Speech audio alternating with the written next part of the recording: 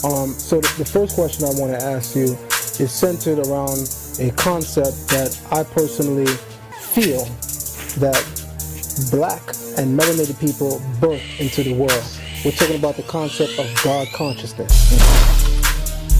The God concept, now when you talk about that, you're also talking about the inner part of Africa too. That's right. You're not just talking about chemistry. Right. If we deal with the term God as it was revealed through Greco-Roman thought as being a misnomer to correctly identify what Africans describe the Creator as, then I get that. The most important aspect of God, one is righteousness. I'm not just talking about, a lot of people talk righteousness but are evil in their heart. They talk righteousness, but deep down in their heart, they are wicked and evil. Right? That's not God. We may acknowledge Israel as being Northeast Africa, but just like we also don't acknowledge God to crystallize and capture the essence of that creative force or forces, it just so rings the same that we don't allow the term Africa to define those lands, because that term is a very, very modern term. A very, very modern term. No, the term Africa is not modern. It's an ancient word. When you talk about Kemet, you're talking about a geographical region in which we call Northeast Africa, right? Which also includes the Levant period, the Levant area, and which also includes the area, the Arabian Peninsula. That's right, sir. All right. I divorce myself from putting this on the term Africa, because even that is a construct that I don't give into, that I don't acquiesce to, that I don't embrace. I'm the master teacher in this, and I'm going to demonstrate that. Right? When I'm done, finish what I have to say, you're going to know that Dr. Issa has a PhD, right? And you're going to know that brother here does not, right? And this is the issue.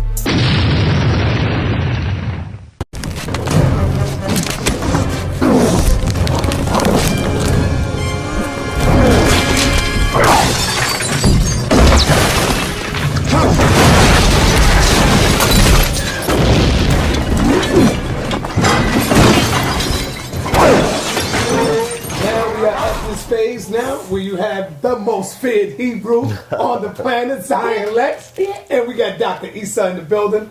And brother, do you have any questions that you would like to ask the brother while you have him here? No, first, I know you want to say you're not really, this is not your area. I mean, I have a book on the subject, and so you don't want the opportunity now where you have them face to face and you can ask. Yeah, this is my first time meeting the brother, and this is something that we don't get to often see on camera with people that share views. No matter what we share, no matter what we previously held, I'm shaking hands with my brother. Right. And going into 2017, all platforms should be geared with beginning and ending on the notion that our differences don't separate this. That's right. And my thing, I'm a master teacher, right? Not because I say I am, because I put in the work, right? I went the traditional route. I went the classic route, just like a lot of brothers did. I learned on the streets, from the community, from my uncle. Start reading Dr. Ben, Dr. Clark, listening to the videos, Amos Wilson. But I also went through the university system. And one of the things I want to say first to the sa.neter family, the Black News 102, the House of Consciousness family, is that a lot of people are putting out this misinformation that because you go and get trained, it's the white man's education. As if Europeans have a monopoly on education. Right? As if African people have not had educational systems for the last 150,000 years. Now, what it tells me is people really don't understand what education is. Real brief, education is this simple. When you see a squirrel out, particularly those of us who are in urban settings, out with its baby squirrels, or even a duck, right? That mama squirrel is teaching that duck or those ducklets or those baby squirrels how to survive in a hostile environment, how not to get eaten by a snake or a hawk or another predator animal, even human beings. That is education, right? Yeah. Basic education. It's not just about going to school. And then you have, for us humans, you have an advanced form of education. Then you have education that we get from our communities, from our religious settings. And then those of us who are afforded the opportunity to go to school. Some of us go to school, get our bachelor's, our master's, our PhDs. Some of us go to school and become plumbers, right? Plumbers make more than a university professor, and I was a university professor in several departments for around the country for many years, right? But this is the community that I come out of, right? So I just want to put that out. Stop telling these lies that just because someone goes to school, and I always use the analogy, when you go to the hospital, you expect those medical doctors to be trained. That's right. You don't want no quack doctors up there. That's right. You don't want no quack nurses out there. You don't want no quack anything because you're dealing with somebody's life. So have respect for the social science tradition too, because it is a lot of training that is involved to get someone to the level in which that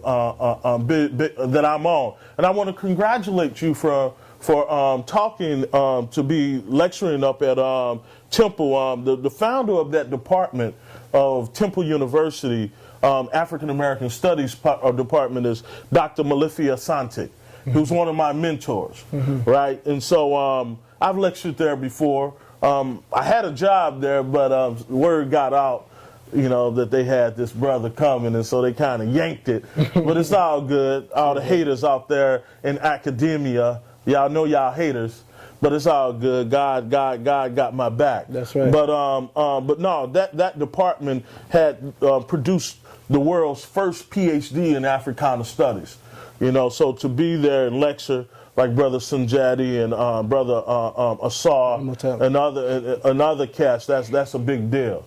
So congratulations. And this tradition that we're on, I'm going to come on in a couple of weeks, in a week or so, and do a PowerPoint on the history of this tradition that we call the conscious community. And it's going to blow a lot of people away.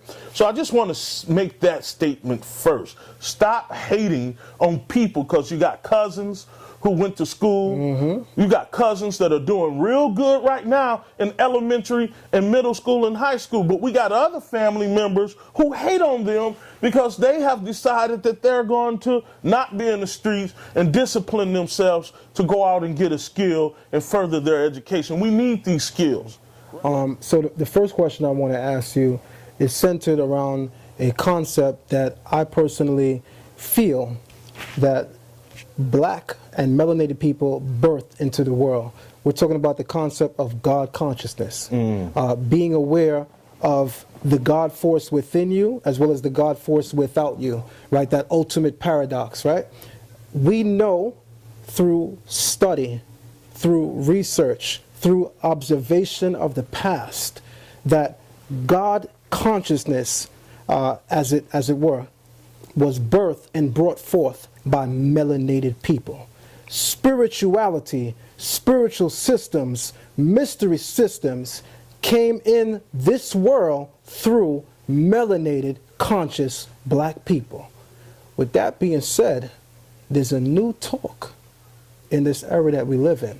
And this new talk is that certain Afrocentric and African circle societies did not have a God concept. For instance, I've heard Kemet does not have a God concept. I personally know that to not be true. If we deal with the term God as it was revealed through Greco-Roman thought as being a misnomer to correctly identify what Africans describe the Creator as, then I get that. And that's not a problem. But we're talking to an astute community who can go beyond that.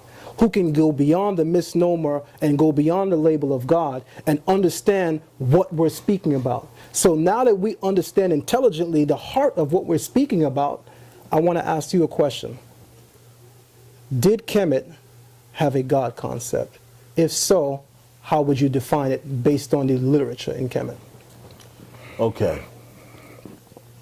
When you talk about Kemet, you're talking about a geographical region in which we call Northeast Africa, right? Which also includes the Levant period, the Levant area, and which also includes the area, the Arabian Peninsula. That's right, sir. Right. So, but when you talk about the core and the nucleus or the epistemology of Kemet, we're talking about where the yellow Nile, the blue Nile, and the white Nile meets. Right in that same area of the Eau de Gorge, where the first and the earliest humanoids, and most definitely our species, Homo sapiens sapien, emerged.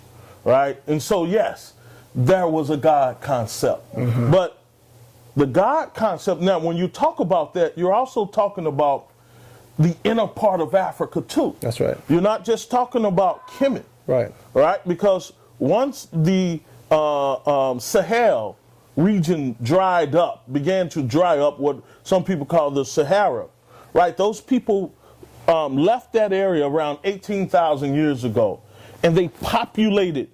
They not just went north, and some went west, some went south, and some went east, right? But they all took with them this concept of what we classically call God. Now, the concept of God is a lot more complex, Of course. than what people traditionally know in the Western society.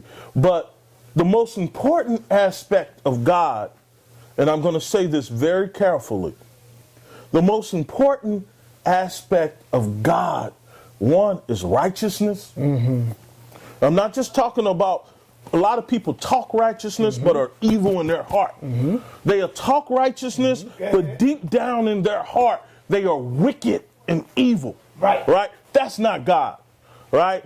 And the energies and the frequencies that govern this universe will not be able to deal with you with that type of mindset, with that form of wickedness.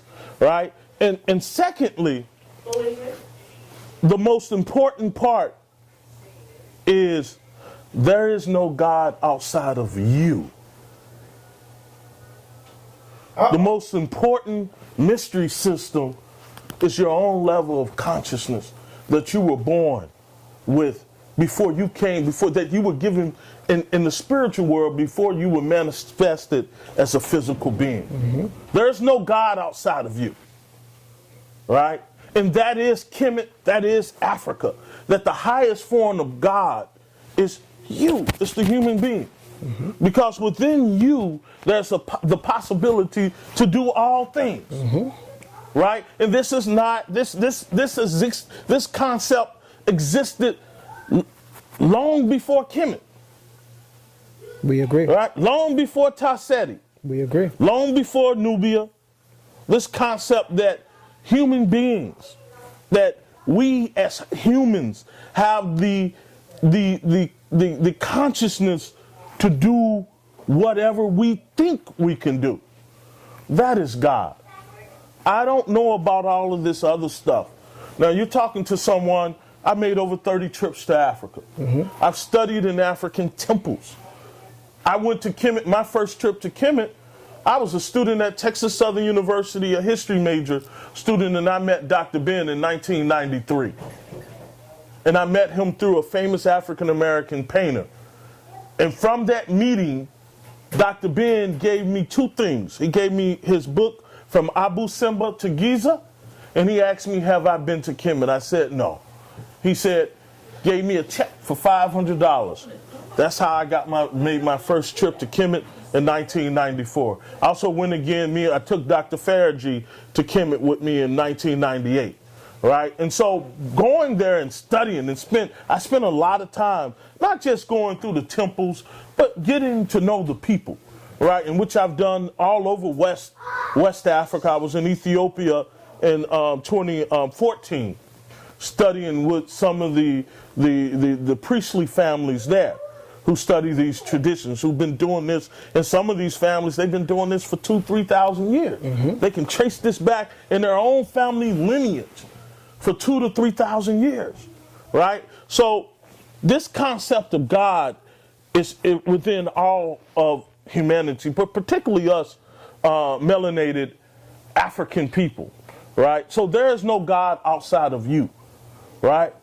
That is the most profound concept of God that I know of through my personal studies as a trained historian, as a trained theologian, and as an ethnographer, someone who's studied, who's visited many of the temples throughout West and North Africa. I've been into those temples, right? So that's what we're always taught when you go into those temples, that it's you. Okay. There's nothing higher than you, the spirit of the human being. So my question is, how do we get back to the God-centeredness that gave us the gift to create the pyramids and all of those other institutions that came out of that area and that went down to Great Zimbabwe and to the Empire of Ghana, Songhai, Mali, and those other city-states that existed throughout Africa, and not only Africa. Remember, I said Africa is Northeast Africa, that area that we call Israel. That's all Northeast Africa. Correct. Those people have been traveling back and forth between the Levant I mean, there's an article that just came out, a scientific article that just came out 3 years ago saying that they found a Nubian settlement in the Arabian Peninsula. Makes sense. In Yemen, a Nubian settlement. Do you understand when you say settlement? 50,000 years ago. 50,000 years. Let me say this. Hold on, before you say that, let me give a shout out to Kingdom Harbor Ministries. I see you in the building. Shout out to Divine Prospect, Chemo Ben Yasharel. Shout out to Chemo Ben Yasharel. Shout out to Dr. Yaya, Dr. Reggie, Sad Five Stacks Boogie. Shout out to the family. I'm gonna give some more shout outs in a minute. Go ahead, Brother Zion. All right, so let me say this. The beautiful thing that I'm enjoying so far about this exchange is because none of us has gave the impression that our idea of the universe and the happenings therein is the beginning and end. We're both creating enough intellectual space for the other to chime in on where their research has brought them. There's a lot of things that you said that I can echo and I can share sentiment to. Number one, you are correct when you call the Levant Northeast Africa. The temple that myself and Chief Uzziel comes from, we've been saying this forever, literally, and I don't even mean that figuratively. In fact, the temple that we actually come from, behind the podium is a big, big flag of Africa, of which we include Israel as being the northeast. When you go into Israel, when you get into the southern part, there's a memorial there to this day which overlooks Judah, and it says that Israel sits on the African tectonic plate. Geographically speaking, that would mean Israel is part of Africa. We have no problem acknowledging that. We are not those group of Hebrews who speak about anti-Africanisms. We are Hebrews that understand that the geographical location of Israel is today what would be termed Africa, even though we know the term Africa is a new term, right? So when we deal with terminology, when we deal with language, we must deal with origin. So even in our circles, we may acknowledge Israel as being Northeast Africa, but just like we also don't acknowledge God to crystallize and capture the essence of that creative force or forces, it just so reigns the same that we don't allow the term Africa to define those lands, because that term is a very, very modern term. A very, very modern term. No, the term Africa is not modern. It's an ancient word. Let me finish, if you mind. Let me finish. Yeah, go ahead. Because one thing I want to set the tone and the pace for is, I patiently waited for you to say whatever you had to say. All right, go ahead. Without interruption, because it'll help the dialogue. All right. And then the build up from where you want to come in, by the time I'm finished, you can come in and do what you need to do. But just allow me to get the thought out uninterrupted. That way we can really get to the heart of what I'm trying to say, right? So I divorce myself from putting this on the term Africa, because even that is a construct that I don't give into, that I don't acquiesce to, that I don't embrace. I understand linguistics, I understand language, I understand the origin of things. Therefore, I cannot fully embrace a construct, a social construct, such as the terminology Africa.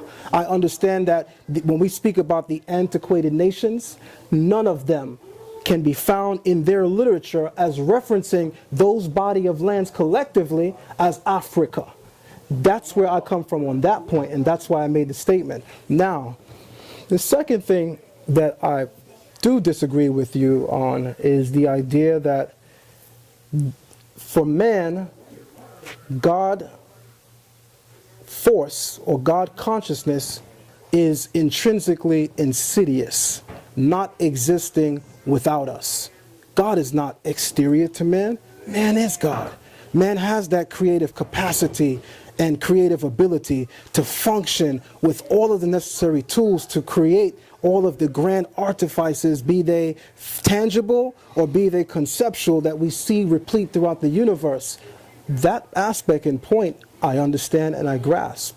Yet, I also understand the dichotomy within the statement.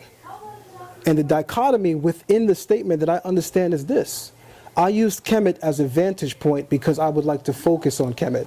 If we were to talk about all of the civilizations that exist and include all of those thoughts, we don't have enough time to do that right now. So I picked a vantage point popular with our people, especially in this particular community, to start from where we can go somewhere with our conversation and come to a point where it's nothing but achievement to the people, that there is a scholastic area that we both share that everyone's gaining from, and we can only do that when we focus. So focusing on Kemet, here's what I see.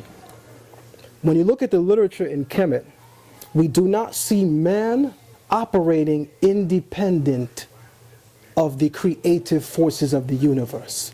In fact, in Kemet, we see that man has what's called a beginning. Here's a little philosophy one-on-one. God, by nature, by design, cannot have a beginning. If so, you cannot have called it or termed it God.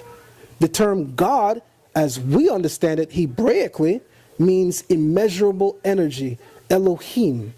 It's literally the word for immeasurable, intangible energy in the Hebrew language, in Hebrew paradigm. Energy cannot be created nor destroyed. It has no beginning and it has no end. If we are a macroscopic point of that macroscopic origin, we cannot be said to be independent of it. We coexist with those forces. All of the forces inherent within the universe contributed to who we are. Focusing on Kemet, I read of a Neter by the name Khnum, who was shown molding man on a potter's wheel. Explain to the audience. And what he's doing, we'll get there. What he's doing as he's molding man on his potter's wheel is he's giving man his shape and his form, bodily, right? Here's the first thing I want to say. Where in academia do we credit the invention of the potter's wheel to Kemet? This is very important. I want to get close to the camera while I'm making the statement. Yes, thank you. This is very important. Literature of Kemet, we credit Khnum molding man on a potter's wheel. I have a simple question of which I will also answer. Where in academia do we credit ancient Kemet as creating a potter's wheel? The last time I checked, academia credits Sumer with the invention of the potter's wheel. So if Sumer, according to academia currently, is the one that gave us the potter's wheel, then that means the very idea for the instrument that Khnum is molding man on is coming from Sumer. Logically thinking, it would lead me to believe that possibly, quite possibly, the very idea may have also came from Sumer if the very artifice he is working with came from Sumer. Second and last thing I want to say, and then you can rebuttal anywhere you want, you asked me to chime in on the word neter, of which I will. There's 3 periods in Kemet where we see that word take a linguistic change. We know in the, thank you very much, we know in the latest periods, which would be closer to the period that we enjoy right now, it would be neter. We know that when you go back to like Middle Kingdom, it would be more like necher. And we know when we go into Old Kingdom, it would be more like nedger. The Sumerian word for what we're calling God, consciousness, or supreme creator, or supreme being, is also nedger in their earliest forms. And the glyph for it is a star. The same star you see on the pyramid ceilings in the pyramid of King Unas, designating all of the Neteru. But we see it early in Sumer. So here's my point, focusing on the word neter now. The symbol or glyph for neter is a flagpole. What's so significant about that? There's a flag on a flagpole. In order for the flag to move, because it's certainly not moving on its own, we're going to get a little philosophical for a second. The flag is not moving on its own.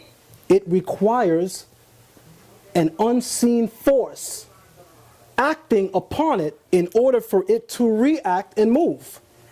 Here's the first thing I want to say.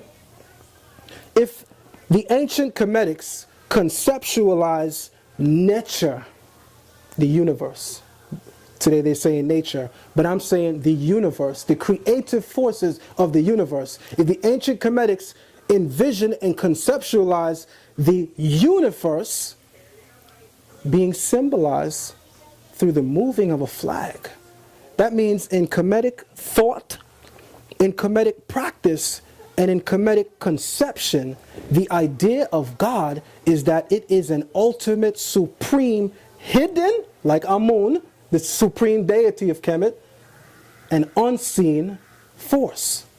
Unseen. But we laugh and scoff at the Torah. Your God can't be seen. Well, the very glyph for neter is a flagpole.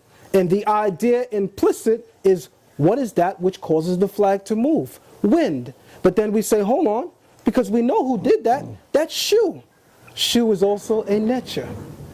So the idea in ancient Kemetic conception is that that which governs the universe is an unseen higher force.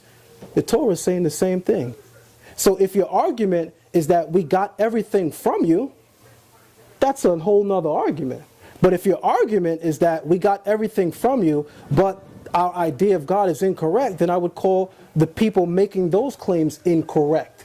Because so far, there is correlation in principle and idea. The idea that the Hebrews saw that the created universe was moved, brought into existence by an unseen higher force. And that's the idea implicit in the flagpole. Now, there's 2 arguments. The second argument is this, and I'm going to tear that argument on camera right now. The second argument is this. It's not a flagpole. It's a... I'm listening. You're bringing it up. All right. I mean, I'm listening. I thought you were aware of it. I'm going to say you're being very dogmatic, too. Okay. With your time. Let me finish. Yeah, with your time. I apologize. I'm going to let you speak as long as you want to make your point. No, I'm not going to speak as long as I want. What I want to say is this. The other idea of what that glyph may be, they say it's an axe. Here's the problem with that. If the idea implicit in that glyph is not a flagpole, but it's actually an axe requires the skill and workmanship of a human being or someone else. By definition, the concept of God requires no one else. By definition, the concept of God requires no one or no thing in order for it to act. So we know it's not a damn axe, because an axe requires the skill and workmanship of an exterior outside force, such as the flag, also relying on an outside force. So we don't want to say that the glyph is an axe, as some people have presented, and these are some Afrocentric scholars who I will not name out of respect for their legacies and the fact that they're no longer here. But there have been some that say that that's actually an axe. But if that's the case, then I would definitely tell those who say that, then you cannot think for a single second to equate that idea with what the Hebrews are calling Elohim. Because Elohim acts on its own without the intervention of anyone. Elohim is without beginning and without end. Elohim is literally in Hebrew energy, which cannot be created or destroyed. So if we're going to compare and contrast God concept, and we're looking in Kemet and saying that ours comes from Kemet, then you have to do a much better plan and idea of coming into our literature and making those claims. All right. So this is where I see the problem is. This. All right. You say you're about to. Can I let Reggie in real quick before you go? No, Reggie got to come. All right, let Issa go. He got thoughts in his head. Yeah. First, this is where the problem. This is where the problem is, right? I think your issue of chronology is wrong, right? That's first. Your issue of chronology, when you try to compare Samaria to Kemet, right? And I think Sumeria, because Samaria is a whole different empire. All right, Sumer, right? It doesn't matter. He has to be. All right. No, please. I'm the master teacher in this, and I'm going to demonstrate that. Right? When I'm done, finish what I have to say, you're going to know that Dr. Issa has a PhD, right? And you're going to know that Brother here does not, right? And this is the issue. You're about to speak at Temple University, right? Have you looked at the faculty there? Have you looked at the atmosphere you're about to go into? No. All right.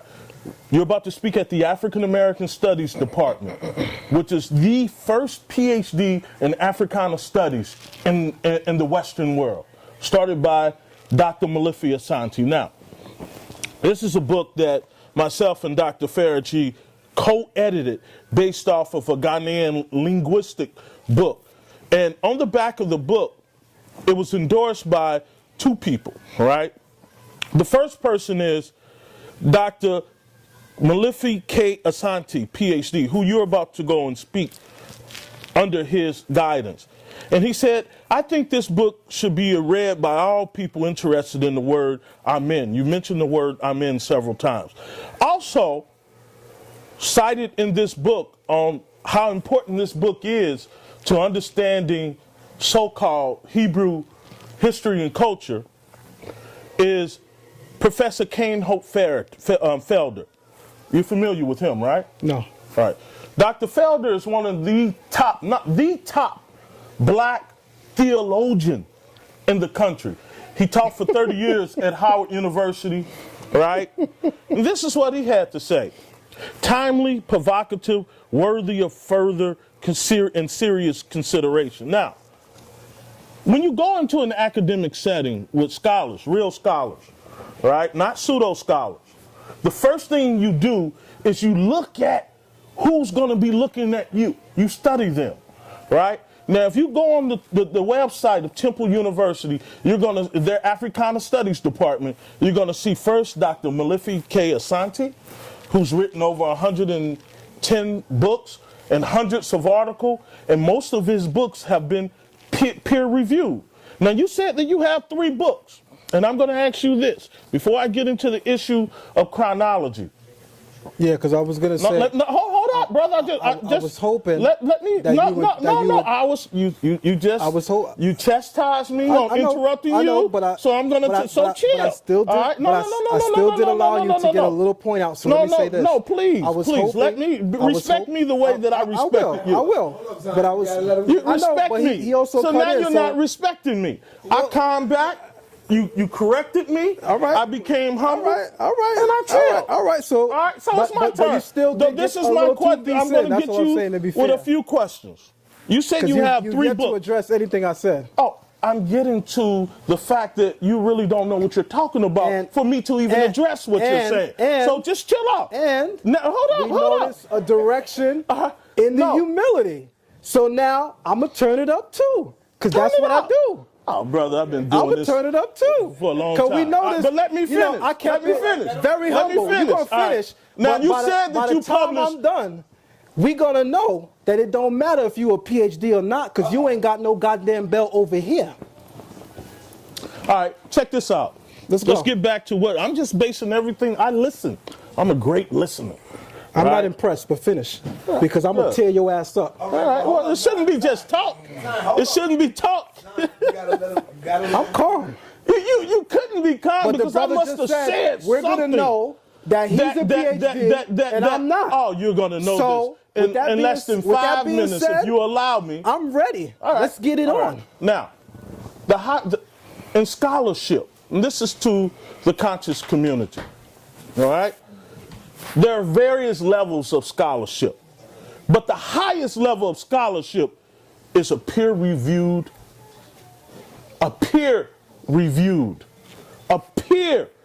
P-E-E-R reviewed document, meaning that whatever you write, you have to blind it, send it to a school of people who you are within the subject that you are dealing with, that you say are experts. They will look at that blindly. You won't even know who looked at it. And then they will get back to you. And they will say whether or not this piece is worthy of being published. With your 3 books, have you done that? Let me first say No, that's yes or no. I'm answering the question. No, I know you haven't done it. I don't have no. to answer All right, the question. let me move on with the second question. You're not going to do that. Because I know, because from what you said on your chronology, from what you just said on your chronology, you don't know what the hell you're talking about. I see now you're being disrespectful. And you don't have to be disrespectful. If you want me to be disrespectful, I'll give you disrespectful. I'm not being disrespectful. That's not a problem. Hold on. Both of y'all. Relax. You losing your cool. I'm not losing my cool. Yes, you We're are, having a because dialogue. brother, our dialogue began humble. Right. My review was humble. All right, You good. turned around and sat your ass on that couch and said, by the time you finish, That's right. people gonna know that I'm the one with the PhD and he doesn't. My right. brother. What's wrong with that? Hold on. All right, Notwithstanding, That's the there's no truth. humility there. Dr. Issa. That's what you don't get. First of all, and listen, your PhD. Let me get my thought out. Let me get my thought out. Let me finish. Let me finish. For 1 minute. Listen, man. We ain't finna do nothing. We're just talking. Listen to what he said. All right. Yes. My wife is in there. Okay. And my 2 children Yes. are right there.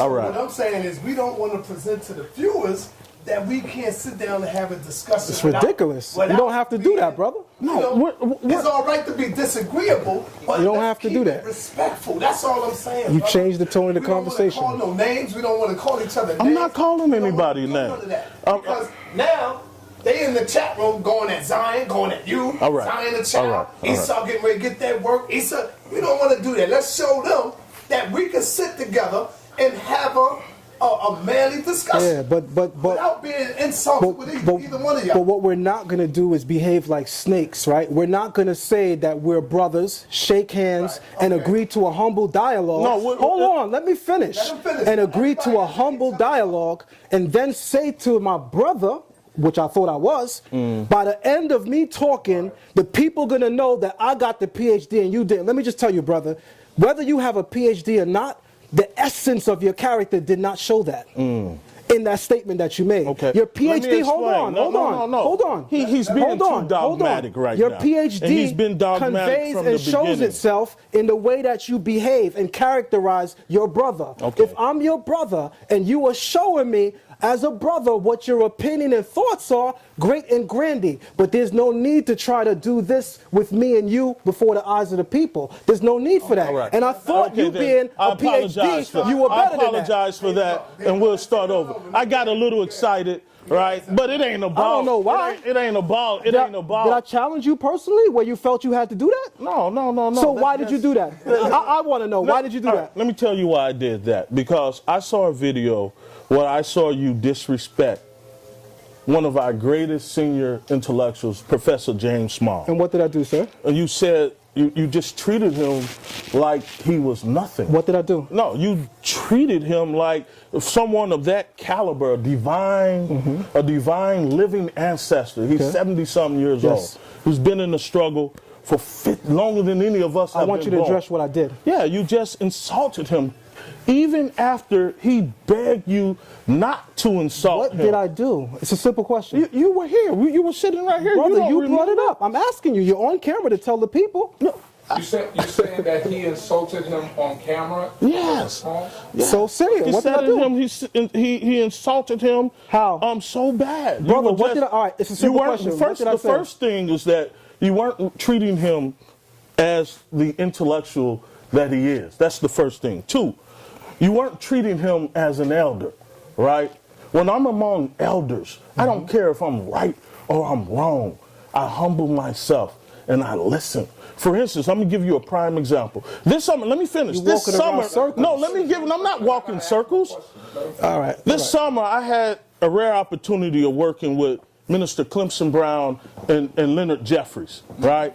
And we did a program at Mount Pisco Baptist Church for 12 weeks. Every day that we had that program, I was cussed out by Professor Leonard Jeffries as an elder. He cussed me out in front of hundreds of people, and we were live streaming. I swallowed it, right? Out of respect and understanding of how the culture works, right? It had nothing to do with whether or not he was right or wrong, but he's an elder.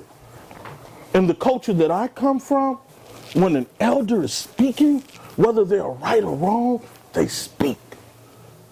The disrespect that I saw that you gave to Professor James Small, who handled himself very well, but just the arrogance and the bravo and the macho-ness that you conflicted toward this elder who took on the work of Malcolm X after he died. Right? So no, that's really why I did that, and I apologize. Professor, right? Can I say something? What you saw with Zion and Professor Smalls was a result of what Professor Smalls did when he was in the truck with sa.neter, and I don't know if you saw that video with sa.neter and down in Georgia, where Professor Smalls said out of his mouth that if you've been feeding someone, if somebody's been eating shit all the time, he compared our way of life to shit. You understand what I'm saying? And that sent shockwaves through our community. Professor Smalls, being a professor that was good friends with Rabbi Poinsett. That's right. God bless his memory. Our teachers were his teachers, right. And he said that on camera right here on sa.neter TV. So when he sat with sa.neter, when a week after Zion Lexx had to sit down with Shaka Atmos here, right here on this couch, and he went down to Georgia, and he said that if you've been feeding someone shit for all their life, if you give them steaks and potatoes, you know what I mean, they wouldn't know that that's good because all they've been eating is shit. And that's the Hebrews. He compared our way of life, this Hebrew way of life is shit. So when Zion Lexx sits down with him, right, and I think he showed a lot of restraint to where he could have went, because we take this seriously. That's right. We live this.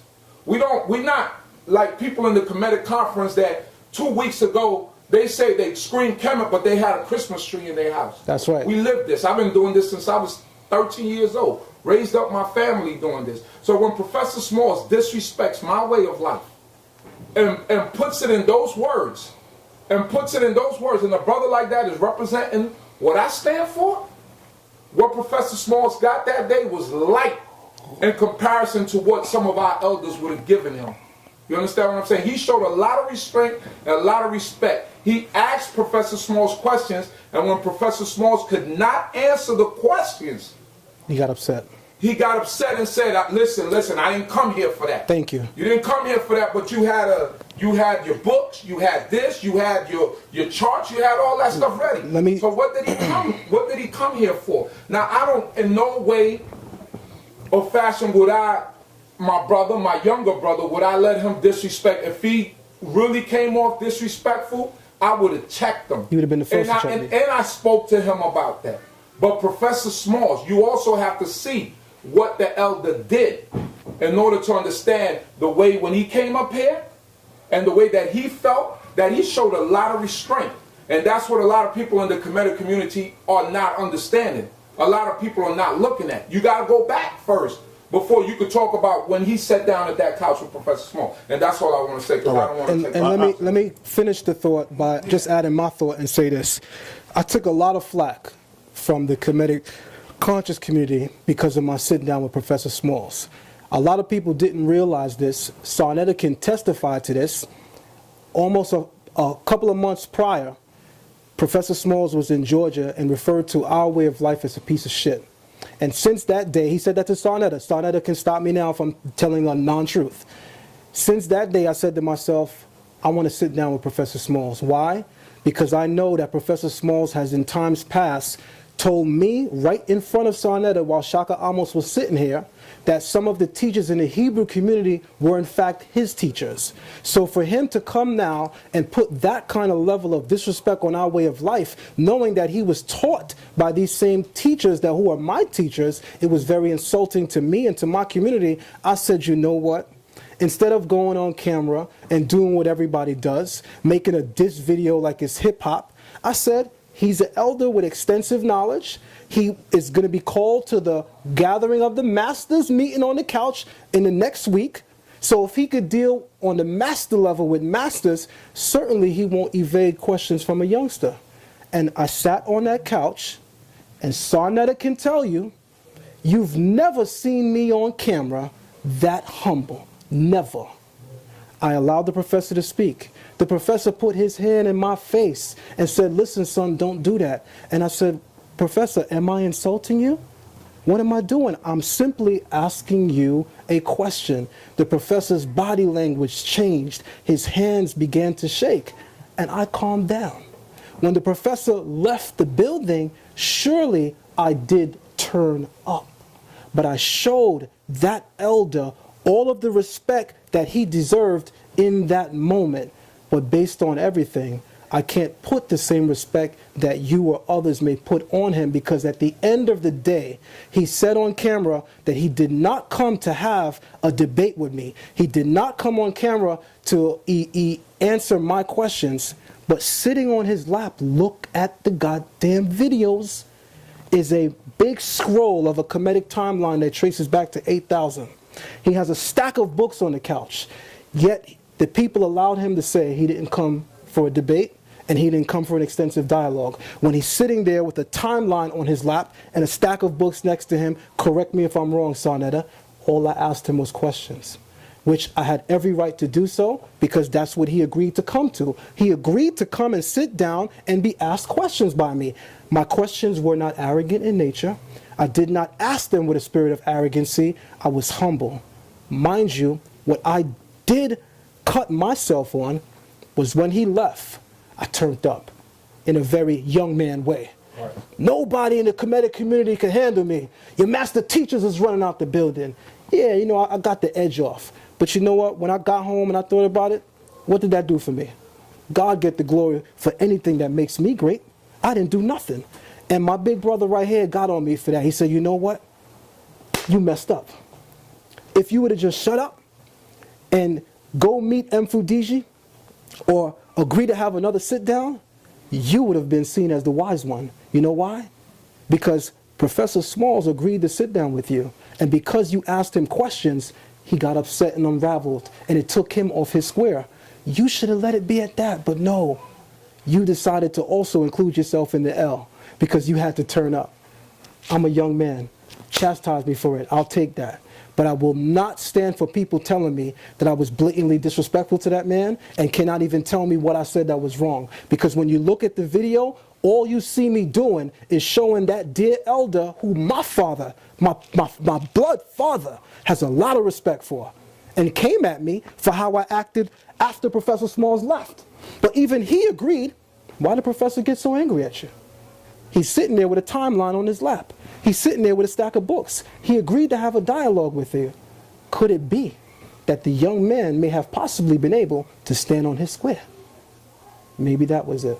Okay, so now with that, let's try to do this all over. All right. And We'll if do you it all have over. any disagreements with Zion, we could settle that off the All right. camera. I got you. The people are in here to see a powerful scholarship dialogue All right. between two intelligent brothers. All right. So let's No give doubt. them that. Let's All not right. cheat that. And listen.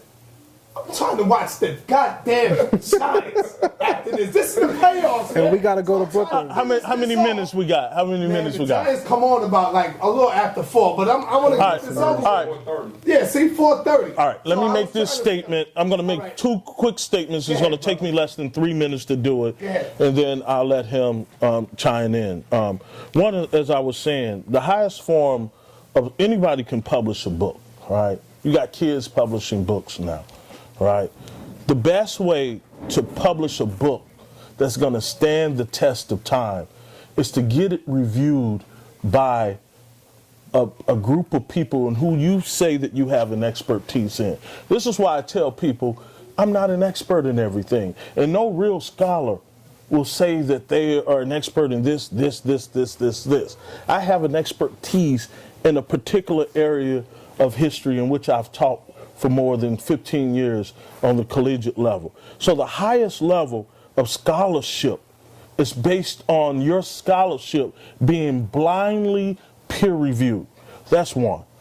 2, your issue on chronology is an issue, right? This is why I brought Dr. Faraghi into this community, because I was studying a lot of misinformation when it comes to the information that was being put out, not only by, and I don't consider myself, this is where I think that the Kemetic, in some segments of the Kemetic and the Hebrew community, the intellectuals and scholars, they're not engaging the latest information on the subject.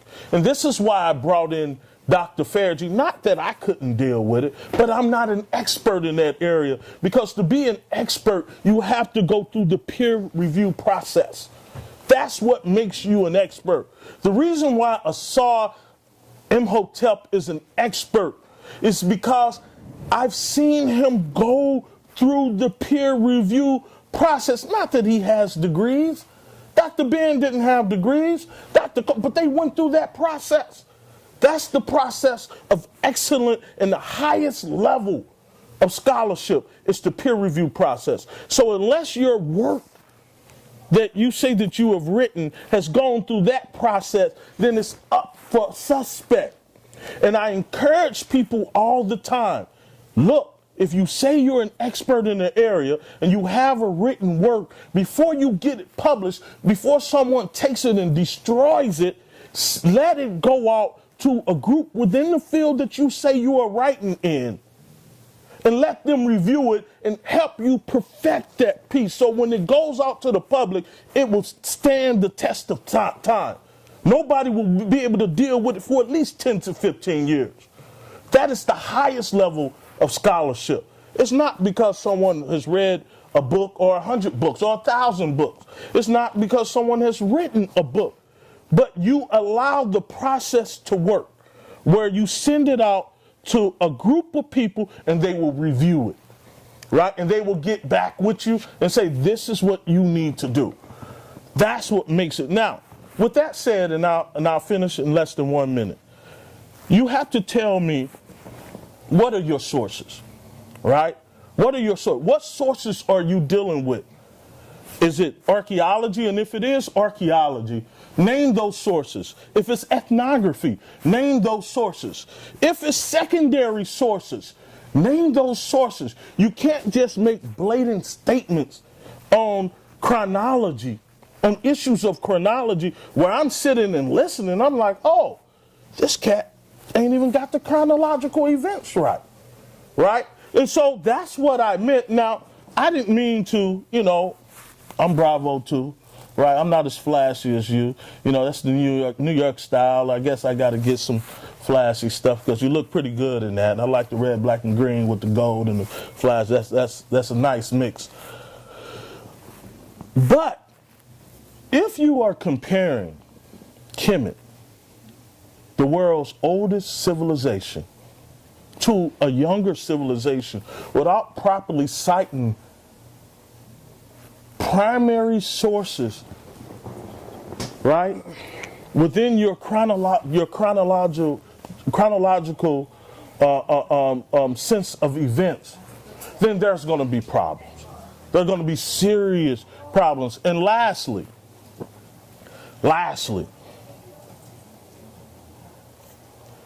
Hebrew, and this is not a disrespect to anybody. I'm talking as an intellectual and a scholar.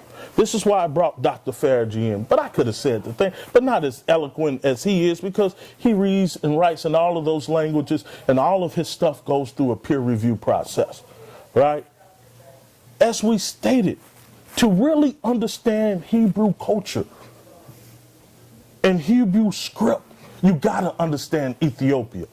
Even Rabbi Ford, in whom I've seen you reference many times, right? Sometimes accurately, sometimes not accurately. And I say that because I'm a Garvey scholar, right? My publications are on Garvey, right? Outside of this, all my other publications are on Garvey, right? So anything about Garvey, I can tell you on the drop of a dime. That's what my doctoral PhD dissertation is on, the Garvey movement in Louisiana.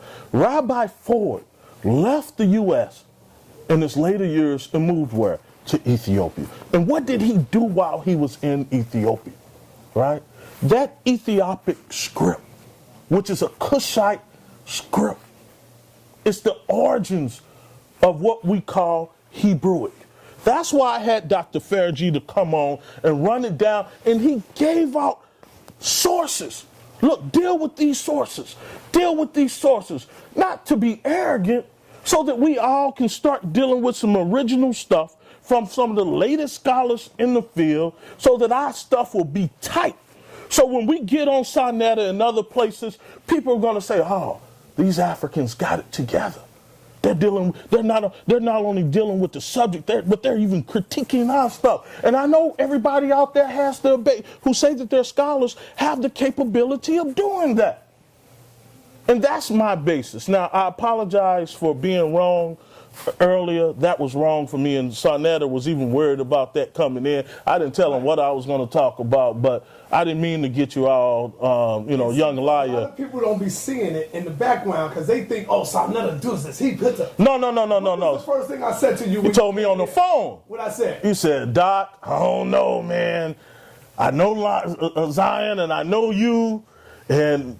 I said, there's going to be some problems. I don't want to hear y'all argue. Because y'all got the same type of... Right. I was like, no. Because we heard you without no interruptions. Go ahead, Brother Ty. Thank you very much. And let's shake again, brother. Absolutely. And I apologize. I sincerely apologize. And I apologize, brother. That won't happen again. Hit you in the gut. Oh, no, brother. I got a chin like Mike Tyson, brother. All right, go ahead. All right, so let me say this. The first thing I want to address is the barometer by which we measure the standards for academic scholarship. In the spirit of our dear brother Malcolm X, whom I led a little further than in my schooling. I'm a college graduate, John Jay College. My uncle is a PhD holder, and he's also the Dean of Studies at John Jay College, as well as Pace University. And his brother, my other uncle, is also a PhD holder with a double master, and is also a Dean of Studies at Pace University. So I definitely come from a family of academia. I want to make that clear. We have to be careful when we use certain language to set the barometer by which we measure the veracity, listen, key words, the veracity of truth in a person's words. Malcolm X was able to speak at prestigious universities throughout the globe, and he had no paper. He also had no academic peer review on the truths that he conveyed in the community. Yet that did not put shade on the veracity, key word, of the words and strength of which he brought that truth to power. What we have learned throughout our history, especially when it comes to our leaders of old that we put on these pedestals, is that historically, some of the greatest leaders to arise in our community are those who withstood the conditioning process of being in academic settings. Hence, many of them didn't go through in those schools because what the schools wanted them to go through. You see, when we make, I'm a PhD holder and I'm peer reviewed. I'm a double master's and I'm peer reviewed. The barometer by which we measure the veracity of a melanated man's words, I don't speak for no other man but me, we are in trouble. Because Malcolm X, Garvey, who you spoke of, Elijah Muhammad, these are individuals who the veracity of their words was not shaded because they didn't have peer review of academia, universities, which are all governed and controlled by the same people oppressing us. But I'm the head of the Black Studies Department. What's the difference between... Well, that's not true. That's not altogether true. Let me finish, brother, because I thought we just agreed to something. Maybe I'm wrong. You see, this goes back to the conversation I had with Sarah Sutton Seti. When the information becomes oppressive to the mind, you see the action and the reaction in the people who can't still. Sit still and just listen. Well, don't put my name in light of Sarah Sutton Listen Seti. is a He's not on my level. All right, so we're having a problem again with communication, which I thought was resolved. But there's an art to listening, and there's a key to listening, especially among brothers. And I was willing to do that with you when I believed that we started over. I believe so. So in closing, what I want to say on that particular point is this.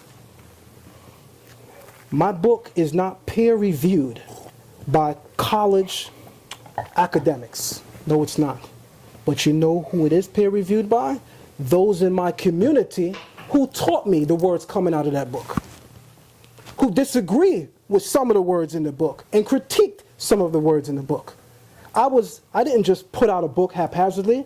I've been teaching in the community that we're from, myself and Chief Uzziah, who's sitting right here, since 1996.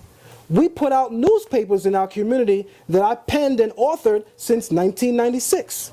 I didn't just jump on this yesterday either. I've been teaching. I have history in the community where I come from. And in the community where I'm come from, I'm one of the very best in my era when it comes to the language and truth of the Hebrew Scriptures, which makes me an authority within those in my era and age range. I pay respect to the elders who before me in my community, and I cannot tie their shoe. But certainly among my era, those who know in my community know my work. And because a person may not be familiar with the work of another, gives that person no right to throw shade on it, because again, I was allowed to sit at the academic department at Harvard or Yale or some of the HBUs or what? What is the difference between, excuse my language, a nigger managing the affairs of another and the affairs of another managing a nigger? Our ancestors who made revolution possible in this country did not go through those scholastic halls. Does that put shade on those who've come through those scholastic halls? No. I have family members who've come through those scholastic halls. I've come through those scholastic halls. But you know what I do not do? I don't feel the need in my conversation with people to speak about where I got my scholarship, to speak about whom I know and whom I speak with. I let the work speak for itself. And so far, wherever my work has been, in any community you put me in, whether it be no degree, bachelor's, master's, or PhD, my work always shines among those I speak with, if not greater. So let's let the work speak and not the paperwork. That's what I have to say with regard to that point. Lastly, the brother spoke about my chronology being off without offering a different chronology. He spoke about my understanding of this particular part of history to be off, with not fully clarifying his sources for why his is on. So, you know, we're just going through a time warped conversation where if we're going to get into it, brother, I'm here, I'm now. Let's get into it. Sources. When I spoke of Kanum, which you still haven't addressed, you spoke long, but you haven't addressed the details of what I said.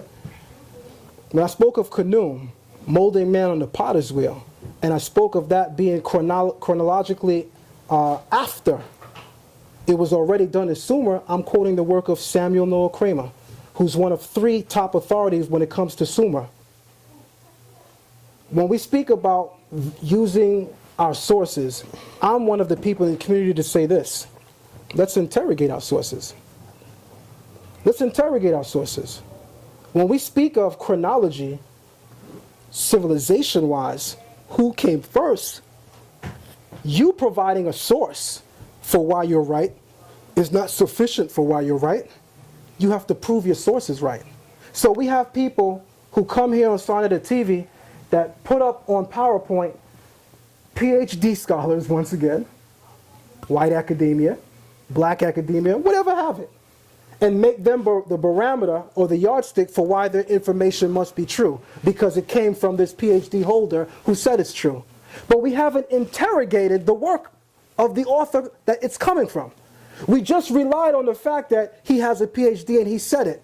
We did not interrogate the work itself. Until we interrogate the work itself, I care zero about what his scholastic accolades are, because the work will always speak louder than any paperwork. As we've shown in our community, being able to go in any prestigious university throughout the world and speaking profoundly without having the paperwork, but our intellectual and conceptual work won us the opportunity to put in what melanated and conscious people continue to do in this world. Now I want you to end it off by asking him a question. Yes. And then maybe you can answer. You can go in first, and then you can answer his question. Okay, so I'll end it by asking one last question, and I'm hoping that this is one of many sit-downs, right? I wouldn't have a problem with sitting down with the brother again, at all, brother. And next time, like in a real scholastic setting, like with PowerPoints, Yeah, all of like that. to show our sources. I would love that too. All right, both of the brothers can be here, as well as Mfudiji and Baba Heru. I've been asking for that since my sit down with Professor Smalls. But what I'm saying, is this, and I'm hoping we can keep the answer to this question on topic and not talking about PhDs. Let's just try to answer the question, because we're not seeming to get there yet. We're evading the question without answering the question. So I'm hoping that the good brother will answer the question. What is the earliest historical and, more important, archaeological reference, and we're talking about in terms of dating, chronology again, of the 42 laws of Ma'at in Kemet? Chronologically, what is the earliest piece of evidence where we can find all 42 laws of Ma'at present in Kemet? What era does that come from? Can you give me the date? If you give us a dynasty, could you possibly also tell us the pharaoh? And if you're just giving us a generalization, which we certainly can accept because none of us are the beginning and end of truth, if you're going to give a generalization, then can you at least give us like circa 1500, 1700, 1800, or again via dynasty? But what I would like to ascertain from you, being an Afrocentric scholar and having expertise in this area, is a question of dating and chronology. When can we date the earliest appearance of the 42 laws of Ma'at in Kemet, sources-wise, archaeological records that we can go and reference? Okay. It is pre-dynastic, right? It's pre-dynastic, meaning that it's older than the so-called Norman. It's older than that. It's pre-dynastic. We can't actually put, just like on the word Amen, we can say that we find that the word Amen is pre-dynastic around 3400 BCE, but we know that they were using this word longer than that, right? And so even when we talk about the areas that you dealt with, and what some people call, Dr. Reggie will say, this is Asiatic, right? Mm-hmm. But those areas were settled by Cushites. in those areas, and I already said 50,000 years, you have Nubians settling the Arabian Peninsula.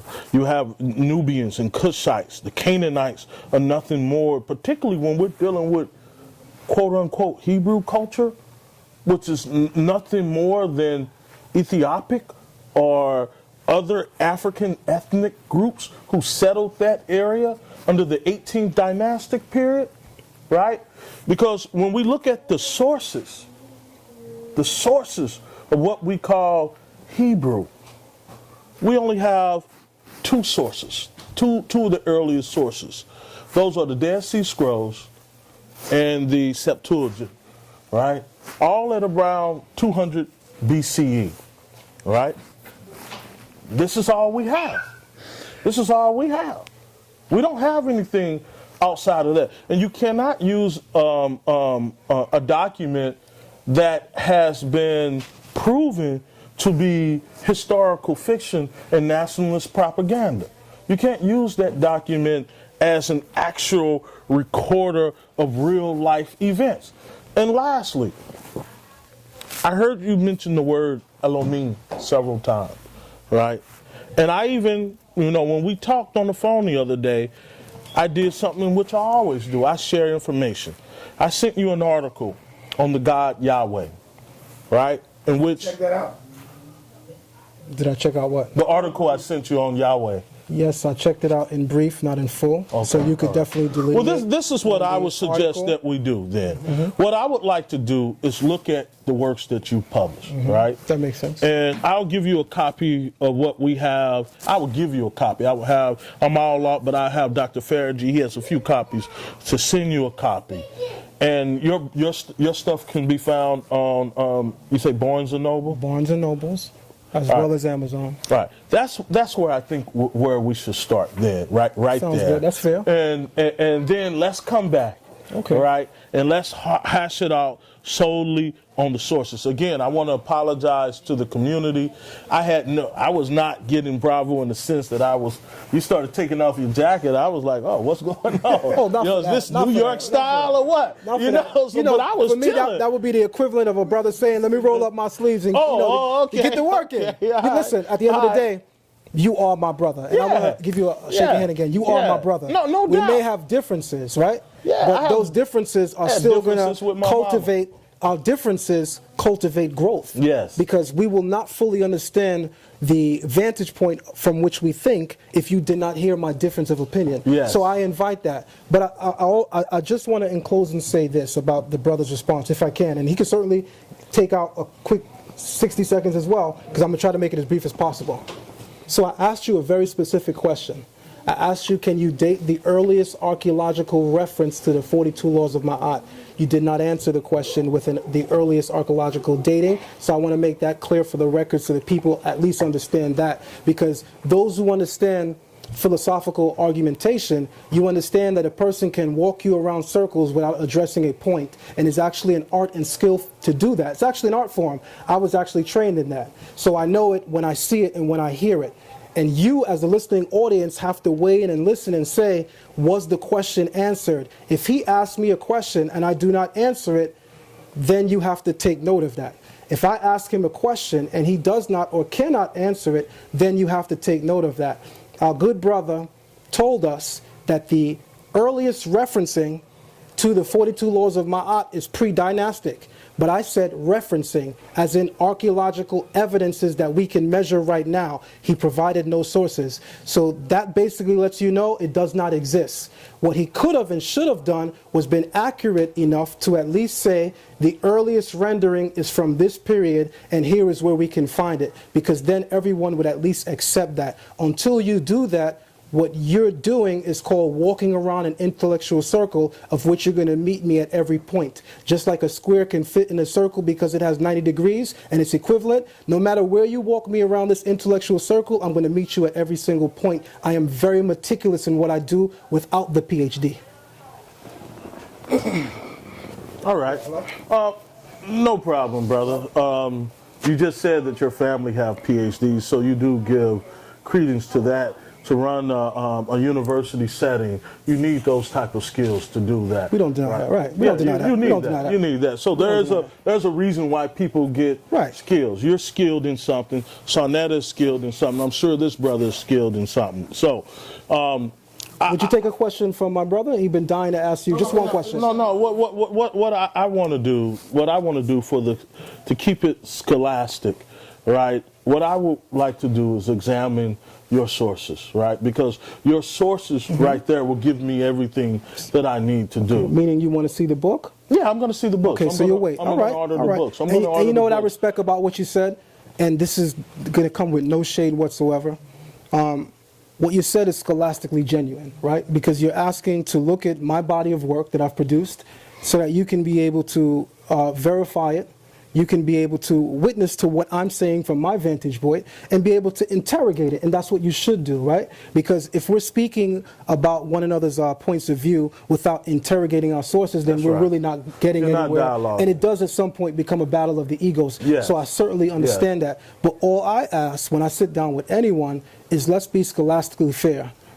If I cannot answer your question, I am humble. I will tell you that is not my area of expertise. You know the one thing in life that I'm good at? No, there's actually another thing, but I won't mention that on camera. The one thing in life that I'm ready to reveal that I'm actually good at is the fact that when it comes to the Hebrew script, the language, and the text, oh, that's me. That's me all day. That's my area of expertise. When I step outside, I'm a Scorpio. Oh, Scorpio. November 7th. When I step outside that lane to do anything else, I might trip. I might stumble, I might fall, but I'm skating backwards and forwards, and I'm hang gliding, and I'm riding on this Hebrew text. That's my area. And like you sounded like you were starting to say, the problem with people who claim scholarship is when they step outside of their area of expertise. Like, it'll be all good if people just speak from their vantage point and what they're good at, what they were trained to do. For instance, if you come out of college with a BA in business, I expect you to show me your BA in business-wise. I don't really want to hear too much from you in other areas because it's not really respected if it's not coming from your area of expertise. Not to say that you can't build expertise, but we certainly know this is the vantage point of your expertise. So in a nutshell, I am agreeing with you on the notion that we should all stay in our respective lanes. But I will respectfully invite you in the ring and say, if you want to get in this particular lane and put the Hebrew text up for scholastic interrogation, I'm ready to box, jab with you all day when it comes to that. I'm gonna tell you, you know what would be a good discussion? Yeah. You and Dr. Wesley Muhammad, man. Absolutely. You know Wesley? Absolutely. Oh man, that would be a beautiful. And I have a lot of respect for Wesley him. Muhammad doesn't know what he's talking about. All right, and I've examined his sources, On I'm everything or doing on that. one particular Well, area? on his so-called study on Kim, and he is Maybe that, but I think we're talking He's about clueless. generally. Right, Generally, general. that is that brother's contribution. And mind you, I don't agree with everything he says, Right. but I'm scholastically genuine and fair enough and honest enough to admit that. Listen, just because I don't agree with a person's area of expertise does not mean that everything else they share is not right. For instance, we have people in the Kemetic community that I don't agree with everything they say, but I put respect on their methodology, and I put respect on their ability to articulate their thoughts on a high level. We're talking about Asar Imhotep. We're talking about Sunjeti. We're talking about people who have demonstrated academic training in these kind of settings, which may not be so much academic, and we know the difference. How do you view How do you see Ankh scholarship? I view, and I got to keep it real, right? I think Ankh is a very intelligent black man. Where I disagree with Ankh is his leaning upon literature that our ancestors don't have their pen inscribed in. For instance, what I would love to see Ankh do is to speak about his faculty of evolution from the ancestors' words themselves. So when he goes into Kemet and he brings out everything that's beautiful in Kemet, he doesn't give you his opinion, he let the sources speak. He brings life to the sources by pointing to it to you and reiterating it to you verbatim. I would love to see him do that with his other ideas and concepts, such as his concept of evolution or African evolution. I would love to have him have the ancestors speak. Let their work speak, because the thing that has made us most great as a people is relying upon the traditions of our ancestors. That's what has kept us together as a people to this day. That's what defeated the spirit of slavery. That's what caused us to endure as a people today, to where no one and nothing can break us as a people. Only we have that power to do that. Dr. Issa, hold up, because now I want to get into where we can see where we can agree with each other. Right. Mm-hmm. How can we break the cycle of mental slavery? Great question. Well, first I want to address this, then I'll get to we both agree that the published work is the highest form of scholarship, all right? Because it's out there, and it's something that I don't go by what people say, all right? You know, I don't. One of the best, someone who has the black vernacular discourse down, Eric Michael Dyson, the brother's bad. He's bad. He is right? bad. He is but it's backed by superior scholarship, right? And it's out there. I can get his books and say, let me look at those sources. I can review those sources. Oh, he missed the point, or he got that right, or you can't even touch it. That's right. Right? That's right. So that's the highest. Not what somebody says. And this is the problem within the conscious community. We are too intellectually lazy. I agree. So anybody can come out and say anything about anything, and our people who don't know nothing, they don't understand the concept of how to even someone saying this and that. No. The highest form of scholarship is the peer review process. So what I'm going to do with your work, brother, I'm going to give it some work. That's right. All right? That's right. I'm going to give your work some work. Everything that I've written, or anything that I talk about, is based off of what I have published on the record, and other people have taken it through time, right? What Brother Issa said is a clear example. That brother has no degree in the liberal arts. Right. He's a scientist. He's a mathematician. However, he went through the same methodology that Dr. Clark and Dr. Ben and other people. They went through these Harlem schools where they sat down, they wrote papers, and those master's teachers corrected their papers. They had to debate their latest research, and then you had a great finished product. That's what we see with Dr. Clark. When you see Dr. Clark's edited work on Garvey, the vision of Garvey, it's a masterpiece because he sat down with the top scholars and they went through that piece and corrected it. And he talks about it in his introduction. Thank you for this, for doing this for me. I thank this scholar for doing this for me, right? So what I have to do is get your work, right? And I'll say this to the other brothers who are scholars. Start writing your stuff down. Stop being scared. That's right. What are you scared of? That's right. All right? It ain't about how well you can verbally articulate it. Not at all. Because to spell, as I've said before, S-P-E-L-L is magic. That's right. And to get to that level of magic, you have to be trained and disciplined. To put a sentence together, it's not easy. To put a paragraph together, that's why people don't write. Because it's not an easy thing. You have to be possessed with that spell, that spirit of the spell, the written word. That's a science, a high-level science. All right? So we need to take our stuff to the next level. I agree. So that's what I'm going to do. I'm not going to talk about the verbal because that's not how I get down. I'm only going to talk about what you already have written. You said right here that you stand on that. My stuff stands on it, and we'll go from there. That's great. And we'll go from there. That's how it really should go. And in 2017, this is the direction this stuff of the people dialogue. out there talking about, I'm the good. It means nothing unless you take it to the next level. And if the people that you say you worship, Dr. Ben, Dr. Clark, and all these George G. Jams. If they can do it, you can do it too. Damn right. And two of them didn't even have degrees. Think about it. All right, but their stuff is out there to critique. That's right. Dr. Ben didn't have a degree, right? None of them had degrees, but they were the baddest. That's right. Professor Smalls is not a PhD. He's not a PhD, and I don't know about his written text. Right. But Professor Smalls is so iconic because of the work that he done in the community is timeless. You can't put a time on it. So I'm going to deal with your written work, and I'm going to impress upon those who are calling themselves scholars in the conscious community to take it to the next level. So now, put out the written work, and let's go from there. Okay. The psychological effect of slavery continue to haunt us. You see it on YouTube, how we are thirsty to tear each other down. Where's that coming from, brother? What is the effect of that? Talk to us about the healing of that, right? The first thing we have to realize is that the formula for a slave is not just encoded in the Willie Lynch letters. The formula for a slave is actually encoded within our minds as we behave and react to one another. You can watch today's sit down with myself and Dr. Issa to see some of it as exists on both ends. Right. We got to take responsibility.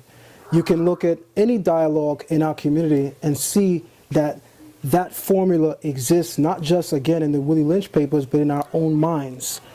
We have to reach a level where we truly and genuinely understand that your brother is exactly that, your brother.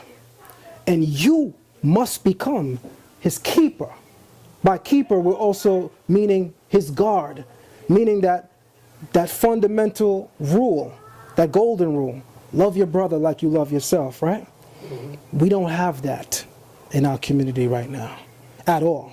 And it is it's every man for himself. And it is the murder of that very sacred concept, which is indigenous to us as African people. It is the murder of that concept that can cause me to display any kind of hate for my brother and vice versa. I'm going to tell you something. If we're not careful, I hope I'm not the only one that see this.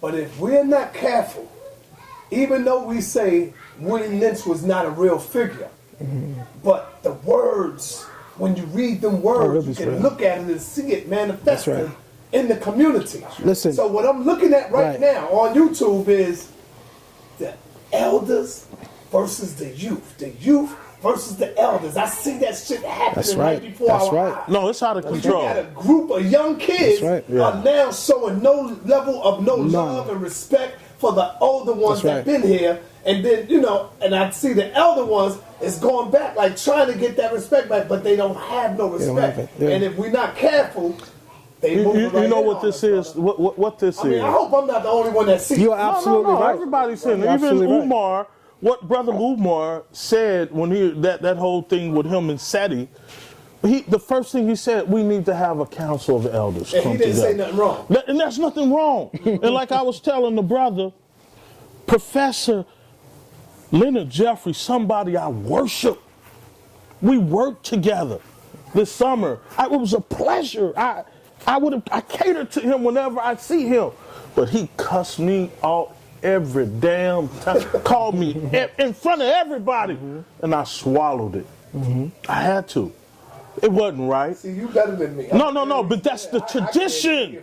That's the tradition. And I love you. He called me every name under the book in front of people live stream, and I swallowed it because he's an elder. That's right. He's a divine elder. He's a living ancestor. He's not only that, he's a king.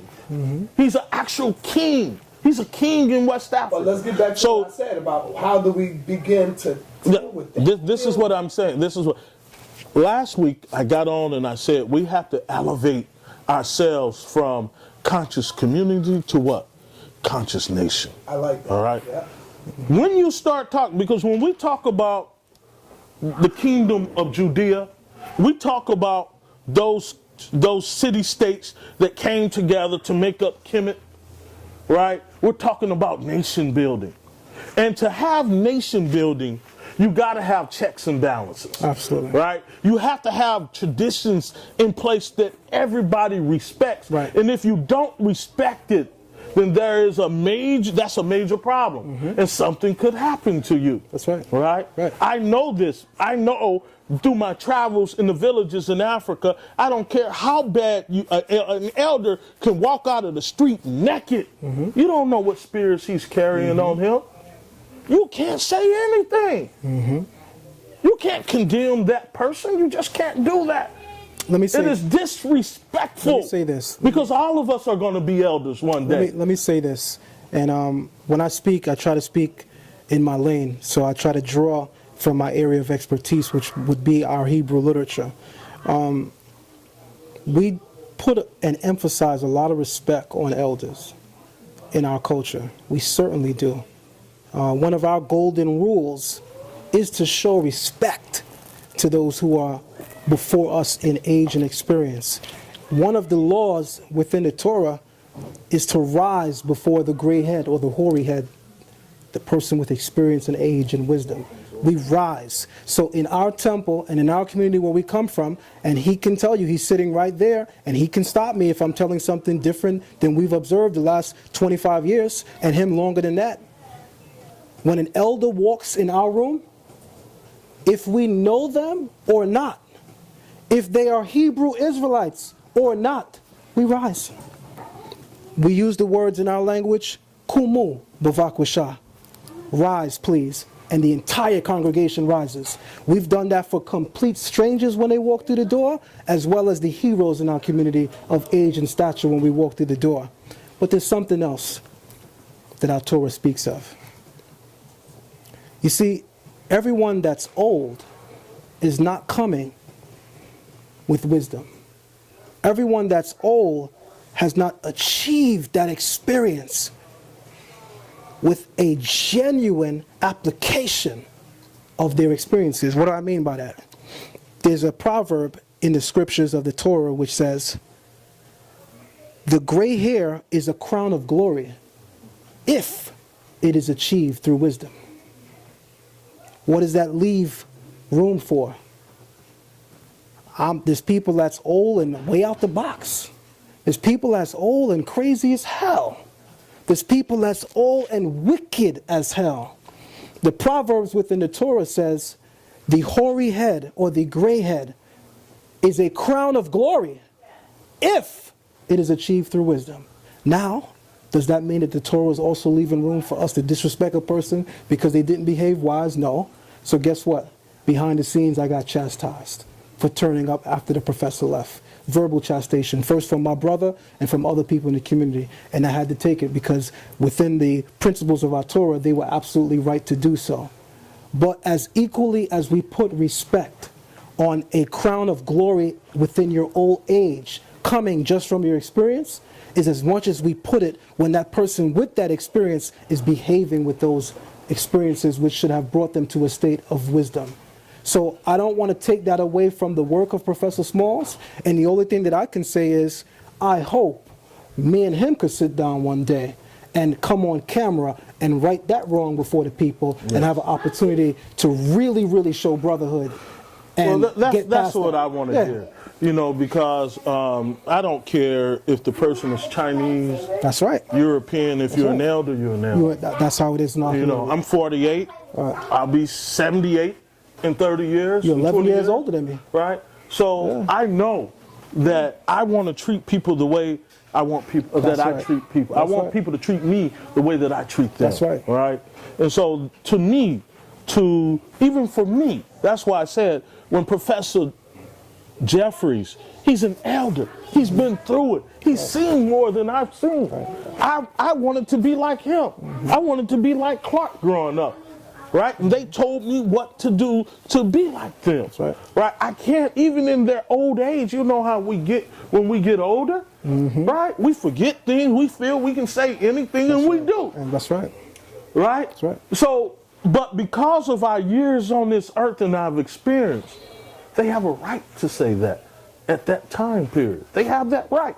And we have a right to honor what they say, and if they get too buck wild, that's a way to deal with that. That's my own That was my sole premise. Agreed.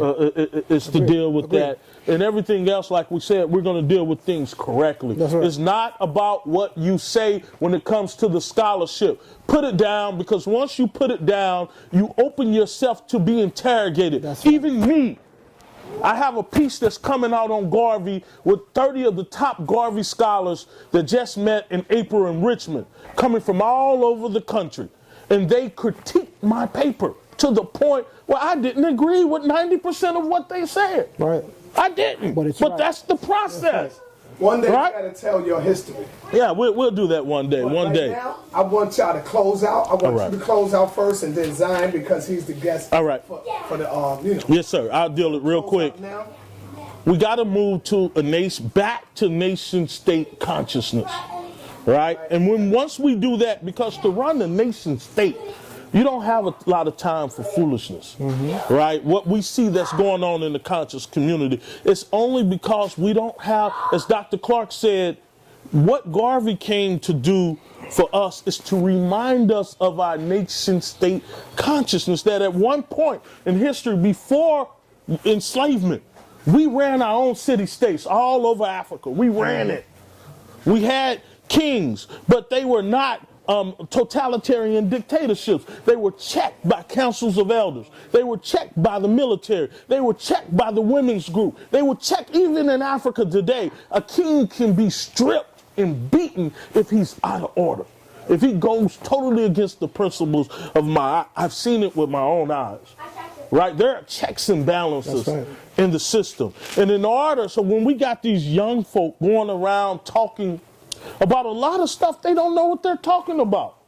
And it's mostly because we ourselves, we got to look at ourselves too and what we've done. Just like what you just said, how it started off, well, not how it started, how it ended up a few minutes ago, how it looked like there was going to be beef. We have to blame ourselves, as you said.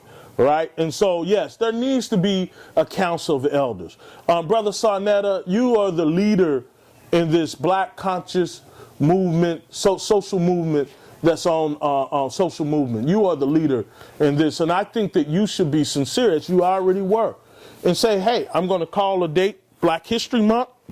I'm going to get that center, and we're going to bring the elders there, and we're going to bring the youth there, and we're going to sit down before the world, because the world is looking at us. Right. The world respects us. When you had that piece on Big L, I didn't know who Big L was, but those Japanese youth, they knew. They look at us. They respect us. And when they see us, when they see us going out, our youth out of control, I'm taking over this, that's a reflection on all of us. That's right.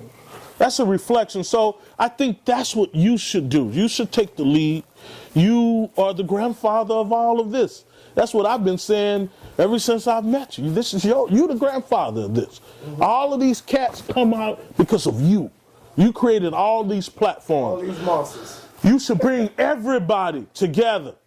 Right? Now, of course, our historical enemies won't like this. Right? And then when I say our historical enemy, I'm not talking about just so-called race. I'm talking about the enemies within. Within, right. Right? That's what I'm talking about. Right. I'm not. You don't see me getting into all of this black, white, because I know how evil and wicked we are. That's right. My stuff in Delaware, it was a lot of it. It was us. A lot of it. It was us participating in the evil. Gatekeepers. So I think you come out, you bring that together, you provide the platform, people will come. All right? And we sit down and we talk. We heal, we do whatever we have to do, and we go back out and we act like we are the people that we say we are. We come from the oldest civilizations in the world. We gave birth to all humanity. That's right. Right? So I think the world is waiting on us to clean this mess up. There you go. But our enemies, they don't want that. The enemies within, they don't want that. That's right. Right? But the God within is going to make everything right. That's right. All right, so close out, Zion. So let me close out by saying this. So far throughout our dialogue, I've heard a lot of Garvey, right? Which is something that we can all share in common, right? Garvey should be the template for our unity. What he was able to accomplish in his era none of us have reached yet. That's right. And we have to look towards what is it successful? What was successful about Garvey's movement, initiative, intent, and approach that caused him to put all of these different conceptual groups under one banner? Garvey was able to put the Hebrews who were around. He was able to put the Moors who were around. He was able to put a lot of different thinking in our community in the same building for the ultimate agenda of our liberation. The Christian pastors. That everybody. was amazing. Yeah. That's an amazing fet. But we have to be very honest now. And here's where I'm going to close. Garvey's movement, contrary to popular opinion, did not fold exterior. There was an insidious fold. It took people within the organization to turn. That's what happened. And bring that down. That's right. We have always been our worst enemies. Always.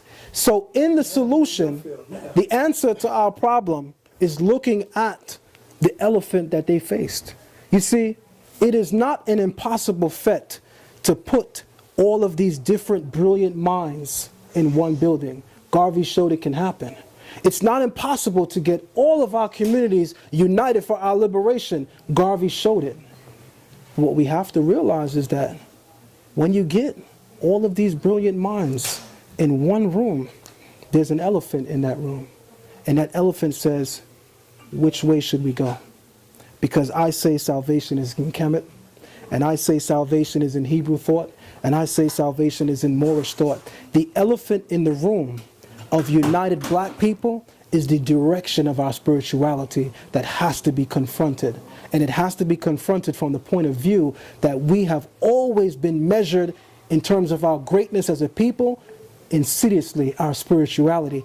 Our spirituality, its identity, its root, its cause has to be identified, has to be addressed, has to ultimately be embraced. Can we all coexist? Sure, but the elephant in the room is always going to be, I ain't doing shit, then more say. Right. So you got everybody in one building, but the elephant now in the room is, who do we listen to? So we have to realize in my closing statement that there's a voice within us all that is speaking to us all. But if we could only hear that voice and close our ears to our brothers, we're not going nowhere. That's number one. Part of my problem, part of my disease is in your cure, and is in your cure, and it is in your cure. When you bring multifaceted thoughts in one room, we should all be able to grow from it. I didn't understand an iota of what I know about Kemet today if it wasn't for all the differences in the community, because those differences of thought expanded my thought. So we shouldn't run away from differences. We should embrace them. The solution to our social, economic, and political woes and ills, and ultimately our liberation, is defining our spirituality. We have to be able to confront that elephant in the room, because at the end of the day, if you put all of these groups in one building, the number one fight is still going to be, who do we follow? And with that, we say peace. And Peace, peace, peace, peace, family. Beautiful, beautiful. It's a pleasure. It's You're a elegant. pleasure You're to elegant. put a face